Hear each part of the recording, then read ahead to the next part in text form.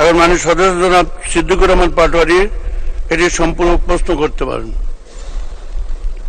মাননীয় স্পিকার, আপনাকে ধন্যবাদ। আমার নির্বাচনী এলাকায় দুইটি উপজেলা নিয়ে গঠিত, একটি হলো গুরুদাসপুর, একটা বড়াইগ্রাম। আর হলো আমাদের মহাসড়ক হলো হাটিকুমরুল থেকে আমাদের নাটোর যাওয়া আহমদ পর্যন্ত আমাদের সীমান্ত, এবং বনপাড়া থেকে দাসুরিয়া পর্যন্ত।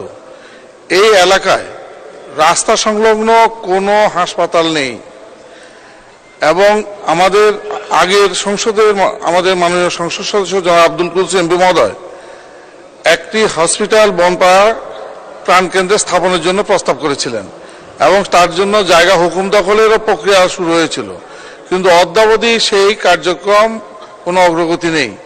বনপাড়া একটি গুরুত্বপূর্ণ জায়গা, যেখান থেকে আমাদের লালপুর হসপিটাল দূরত্ব প্রায় 23 কিলোমিটার, ঈশ্বরদী হসপিটালের দূরত্ব প্রায় 25 কিলোমিটার, আর নাটোর সদর দূরত্ব 18 কিলোমিটার, এবং সেখান থেকে আমাদের এই সড়কের পাশে আর কোনো হাসপাতাল নেই, যেটা হলো বড়াইগ্রাম হলো সব মূল সড়ক থেকে দূরে, গুরুদাসপুর মূল সড়ক থেকে দূরে।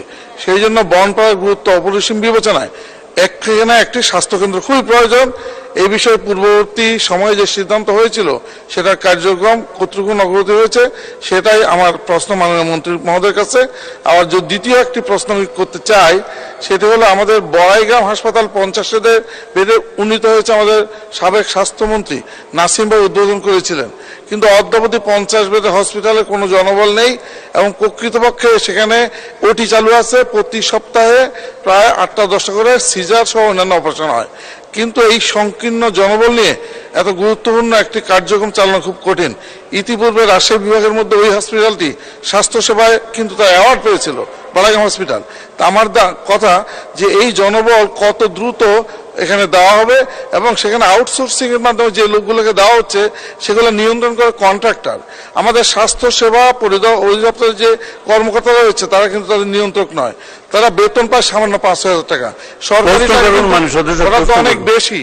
এই আউটসোর্সিং এর লোকগুলোকে যেন সরকারি ভাবে সেখানে নিয়োগ দেওয়া হয়, কোনো কন্ট্রাক্টর মাধ্যম ছাড়া।